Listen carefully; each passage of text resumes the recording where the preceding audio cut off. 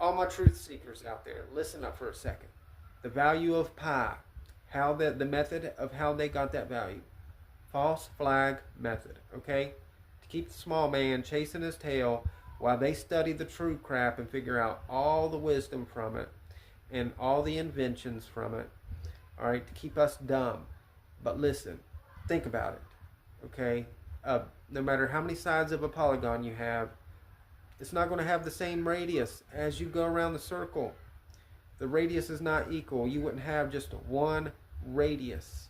It's going to change.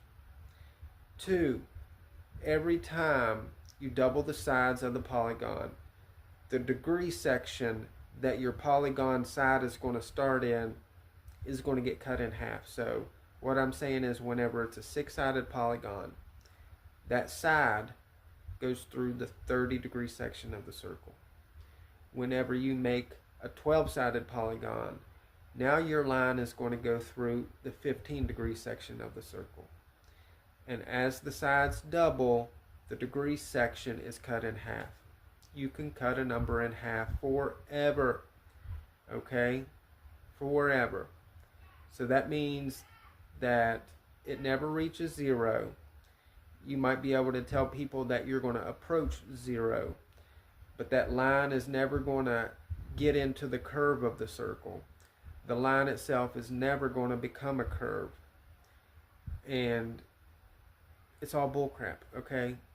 If you study the circle for yourself, you can figure out real fast the value of a radius.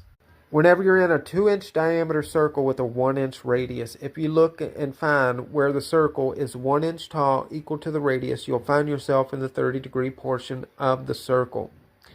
Then this value is 1. So if you divide the height of the circle by the width of the circle at this point, it will give you the value for this 1. So this is 1 radius. What is the value of 1? 1 divided by 1.732050876, which is this circle right here. So 1 radius is equal to 57.7350269 degrees.